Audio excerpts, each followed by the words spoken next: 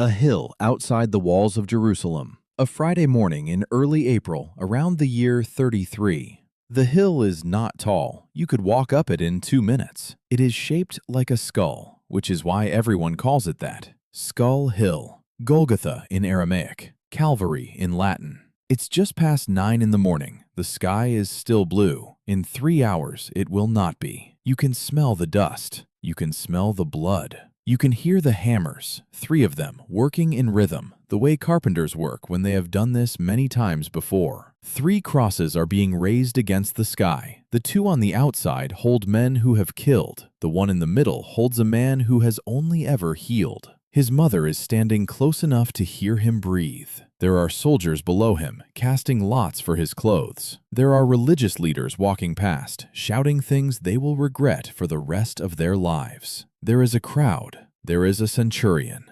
There are 2 thieves dying beside him.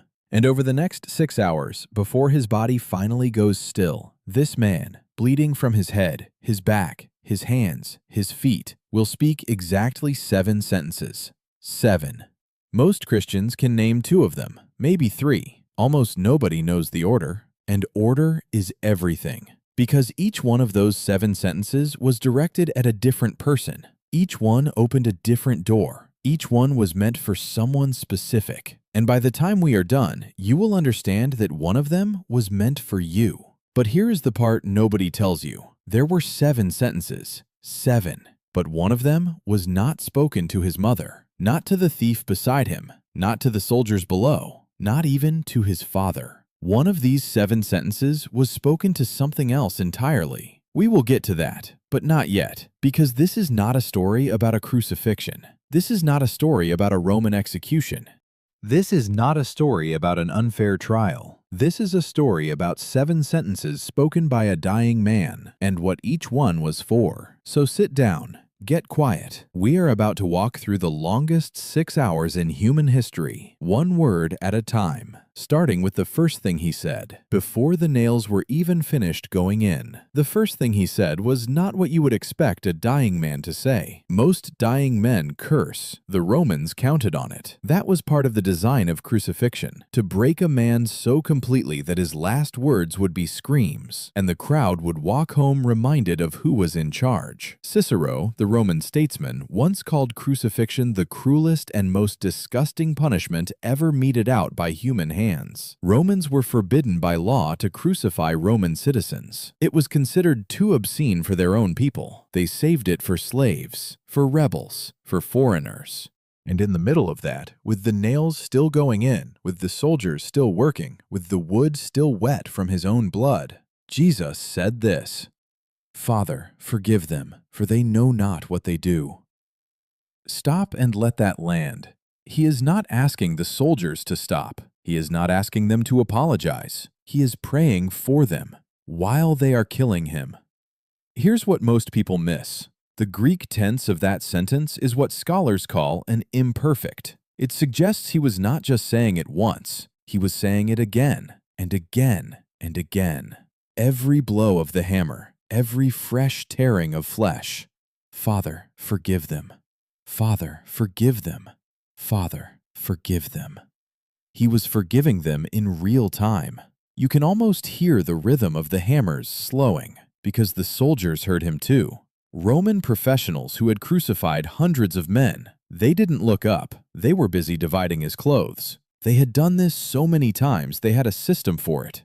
Casting lots for the tunic. Fold the rest into batteries. It was a Friday shift like any other. They had no idea who they were nailing to that wood. That was the first word. Now the second one. Hanging on either side of Jesus were 2 men. The Gospels call them Tetelestai in Greek, not common thieves. That word in the Roman world meant insurgents, bandits, men who had killed. Tradition gives them names. Dismas on the right, Gestus on the left. For the first few hours, both of them mocked him. Matthew records it. Both of them. They joined in with the crowd. crowd. Save yourself if you are who you say you are. Save us while you are at it. But somewhere in those first hours, something shifted in Dismas. He watched the man in the middle. He listened to the prayer. He saw the way Jesus held his head when the soldiers spat. He saw, maybe, the way the centurion was beginning to look up. Picture yourself standing in that crowd. You can hear Dismas turn his head.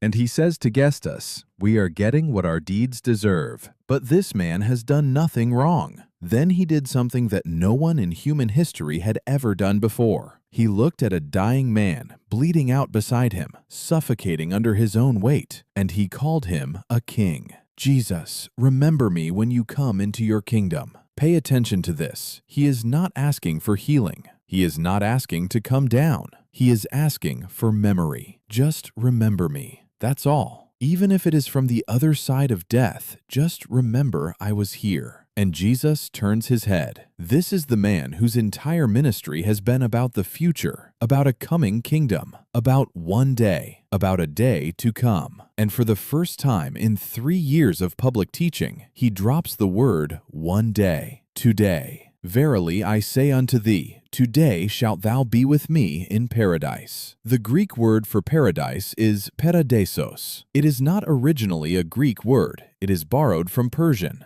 And in Persian, it meant the walled garden of a king, the private garden, the place the king walked in the cool of the evening, where only invited guests were allowed. Jesus is telling a dying criminal, "Today you walk into the king's private garden with me." The only person in all 4 Gospels that Jesus personally guarantees heaven to, by name, on the spot, with a deadline of today, is a convicted insurgent dying for crimes he just admitted he was guilty of. That was the second word. Now the third one. His mother is still standing there. She hasn't left. The other disciples have scattered. Peter is somewhere in the city, hating himself. Judas is already dead by his own hand. The 11 men who walked with him for 3 years, only one of them is at the cross, a teenager named John. And Jesus, looking down through the blood running into his eyes, finds his mother in the crowd. He has 30 seconds of breath he can spend on this, maybe less. To speak, he has to push his body up against the nails in his feet, fill his lungs, and exhale words. He uses it on her. "Woman, behold thy son." Then he looks at John. "Behold your mother." And from that hour, the gospel says, the disciple took her into his own home. You watch him do it. You watch a dying son make sure his widowed mother has a place to sleep tonight. This is the last domestic act of his life. He is dying. He is the Son of God. He is in the middle of the most violent 6 hours in human history. And he stops. He stops everything for her. That is the man dying on the middle cross. That is who he was, right to the end. So that is 3 sentences, 3 doors. 1 to his executioners, 1 to a dying criminal, 1 to his mother. And we are not even halfway done. If you have stayed with me this far, do me one favor. Hit the subscribe button. We do this every week. 1 passage, 1 question, 1 walk through Scripture the way it was meant to be heard. And what is coming next is the hardest part of this entire video, because the next thing he says will not sound like him. It will sound like a man broken open. It will be spoken in a language he has not used since he was a child, and it will come out of 3 hours of darkness so thick that Roman historians wrote about it. Stay with me. At 12 noon, the sun went out. Not slowly, not the way the sun fades at the end of a day. The Gospel writers, 3 of them independently, record that at the 6th hour, which was noon by Jewish reckoning, fell over the whole land, and it stayed dark for 3 hours. You are standing on that hill. You are watching the sun go out. You have never seen a darkness like this in your life. This was not a solar eclipse. Eclipses last 7 minutes at most. This lasted 3 hours. And it happened during Passover when the moon was full, which makes a solar eclipse astronomically impossible. Something else was happening. Tacitus, the Roman historian, writing around the year 116, confirmed in his Annals that this crucifixion happened, that Christus, as he calls him, suffered the extreme penalty during the reign of Tiberius at the hands of the procurator Pontius Pilate. The Roman record agrees with the Gospel record. This is not myth. And Cicero, the same Cicero we mentioned earlier, wrote that crucifixion was so horrifying it should not even be spoken of in polite company. Novels found their own punishments so obscene they were forbidden by law to inflict it on each other. This was the cross. This was the darkness. This was the silence. For 3 hours, he says nothing. 3 hours. Try to imagine that. 3 hours of darkness in the middle of the day. 3 hours of the man on the middle cross saying nothing. 3 hours of his mother standing there. 3 hours of the centurion looking up and looking up and looking up. And then, out of the darkness comes a voice nobody recognizes. If you have ever heard a grown man cry in his mother's language, you know the sound. Eli, Eli, lama sabachthani. The bystanders thought he was calling for Elijah. They were wrong. He was not speaking Hebrew. He was not speaking Greek. He was not even speaking the formal religious language of his culture. He was speaking Aramaic, the language of the kitchen, the language of the carpenter's shop, the language Mary used when she rocked him to sleep, the language Joseph used when he was teaching him how to plane a piece of wood. And the words mean this: my God, why have you forsaken me? Now pay attention to this, because this is the only sentence in the 7 where he does not call God Father. For 3 years of public ministry, he has called him Father. Every prayer recorded in the Gospels begins the same way: Father, Father, Father. In the garden the night before, Father. At the resurrection of Lazarus, Father. In the upper room, Father. But now, in the darkness, he says, my God, why? The answer is the heaviest theology in the New Testament. For the first time in eternity, for the first time ever, the Son experienced separation from the Father, not in his being, in his suffering. The relationship between the Father and the Son had never been interrupted, not once, not in any of the moments we can imagine. And now it was, because in that moment the sin of the world was on him, and a holy Father cannot look at sin. So the Father turned his face, and the Son cried out in his mother's language. But here is what almost no one notices. He was quoting a psalm, the first line of Psalm 22, written by King David roughly 1,000 years earlier. My God, why hast thou forsaken me? In the first century, when a rabbi quoted the first line of a psalm, it was understood as a reference to the whole psalm. You did not have to quote the rest. The hearers knew. You said line 1, they recited the rest in their heads. So go and read Psalm 22. Read it tonight before you sleep. You will not be the same after you do. You will find a description of crucifixion written 1,000 years before crucifixion was invented as a method of execution. They have pierced my hands and my feet. I can count all my bones. They divide my garments among them and cast lots for my clothing. People stare and gloat over me. I am poured out like water. David wrote that 1,000 years before that hill outside Jerusalem, before the Romans even existed as an empire, before the practice of crucifixion was known to the world. And then, in the second half of Psalm 22, the tone changes, it turns, it ends in triumph. He has not despised the suffering of the afflicted one. From you comes the praise. All the ends of the earth will remember and turn to the Lord. So when Jesus, dying, cries out the first line of that psalm, he is not just expressing despair. He is pointing the entire crowd at that hill, and every reader of every gospel for the next 2,000 years, to a 1,000-year-old prophecy that was being fulfilled in front of their eyes. The cry of abandonment was also a sermon. The darkest sentence in the Bible was also a footnote pointing forward. He was preaching from the cross with his last conscious sentences. But it gets stranger, because he had 3 more things to say. He spoke again. 2 words, the shortest sentence of the 7, the only one that named what his body was going through. I thirst. You can almost miss this one. It is so small, so human. After the cosmic abandonment of the previous cry, after 3 hours of darkness, after the language of his mother breaking out of his chest, he says 2 words about his body. But he wasn't asking for water. He was not asking for pity. He was not even asking for mercy. He was finishing a psalm written 1,000 years before he was born. Psalm 69, verse 21. They gave me vinegar for my thirst. A soldier below him hears it. He takes a sponge. He soaks it in the cheap, sour wine the soldiers drank on duty, what the Romans called pasca, and he lifts it up on a stalk of hyssop to his mouth. That detail matters. Hyssop, the same plant the Israelites used in Egypt to paint the blood of the Passover lamb on their doorposts, the plant that marked the homes the angel of death passed over. And now, in the last minutes of the life of the Lamb of God, on the eve of Passover, a Roman soldier, without knowing what he was doing, lifts hyssop to his mouth. The Bible does not waste details like that. That was the 5th word, now the 6th.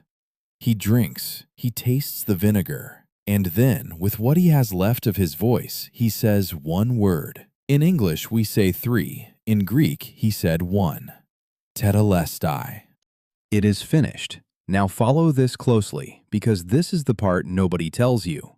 Tetelestai in Greek is in what grammarians call the perfect passive tense. It doesn't just mean finished, it means finished, and the effect remains finished forever, done and stays done, completed, and the completion will never be undone. But the word itself was not religious vocabulary. It was a common word in the 1st century Roman world. You would find it in 3 places. You would find it on a tax receipt, Tetelestai, paid in full, the debt has been settled. You would find it on the ledger of a merchant, Tetelestai, this account is closed, this transaction is complete. And you would find it at the end of a race, Tetelestai, the course has been run, the runner has crossed the line, paid in full, account closed, the race is finished. That is the word he chose. And here is what most people have never been told. Listen carefully. That 6th word, Tetelestai, was not spoken to John.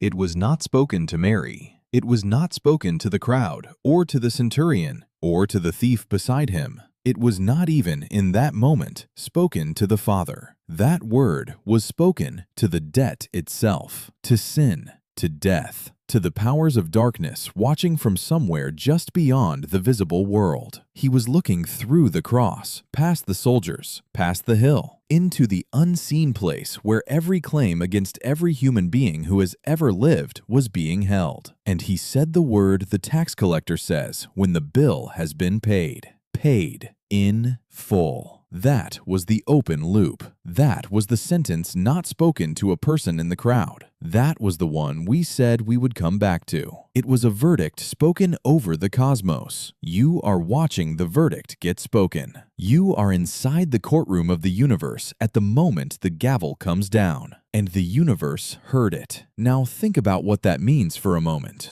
Because there is a man who understood this, more than perhaps any other man in modern history. His name was Dietrich Bonhoeffer, to German pastor. He died in a Nazi prison camp called Flossenburg on the morning of April 9th, 1945, 3 weeks before the camp was liberated.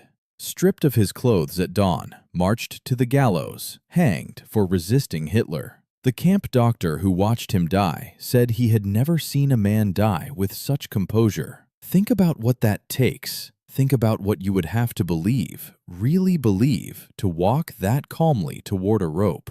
The last recorded words out of Bonhoeffer's mouth, spoken to a fellow prisoner the night before, were these: "This is the end, for me, the beginning of life." A man dying with a sentence already half spoken on the other side of death. The way you die reveals what you have believed your whole life. Bonhoeffer believed Tetelestai. He believed it had been paid in full for him by a man on a hill outside Jerusalem 2,000 years before his own gallows. And so he walked toward his death the way a child walks toward his own front door at the end of a long day. Which brings us to the 7th word, Jesus is almost gone now. He has one breath left, one sentence. And the man who has just declared the cosmos paid in full, who has just settled the debt of every soul that has ever lived, what does he use his last breath for? He prays a bedtime prayer. Father, into thy hands I commend my spirit. This sentence is not original. He was quoting Psalm 31, verse 5. And in first-century Jewish homes, that line was something specific. It was the prayer Jewish mothers taught their children to pray before they went to sleep at night. Mary had taught him that prayer when he was a toddler. You can see her doing it. You can see a young Mary kissing a toddler's forehead and teaching him the words. He had said it every night of his childhood, before bed, after his mother kissed him on the forehead. Father, into thy hands I commend my spirit. The first prayer he ever learned. And now, dying, at the end of the longest day in human history, he says the prayer Mary first put in his mouth. He died the way every child should die, speaking the prayer his mother taught him, coming home. So there they are, 7 sentences, 6 hours, 1 hill. Before we close, let me give you 3 things to take with you. The first is this. These 7 sentences were not random. They were a sequence. Forgiveness for the soldiers, salvation for the thief, family for his mother, abandonment in the darkness, thirst in his body, victory over the debt, and surrender into the hands of his Father. That is not a list. That is a complete portrait of everything that was happening on that cross, laid out in 7 sentences in real time by a dying man. The second is this. Every word he spoke was directed to someone, the soldiers below him, the thief beside him, his mother in the crowd, his Father in the heavens, the debt itself, his own body, and his own spirit. Which means, and you need to sit with this for a minute, every word he spoke was also, somewhere in there, spoken about you. The forgiveness was for you. The promise of paradise was for you. The verdict of paid in full was for you. You were on that cross with him in a way you have never been on any other cross in human history. You were the reason he stayed. And the third is this. He died the way every child should die, speaking the prayer his mother taught him, coming home. If that does not land somewhere deep, nothing will. So here is my question for you. Out of the 7, forgiveness, paradise, family, abandonment, thirst, finished, home, which one hit you the hardest? Tell me below, and tell me why. I read every comment on these. If this video meant something to you, share it with one person today, someone who needs to hear that the debt was paid in full, someone who needs to know that there is a king with a private garden and the invitation is still open. He said 7 things from the cross, and the last one was the prayer of a child going home.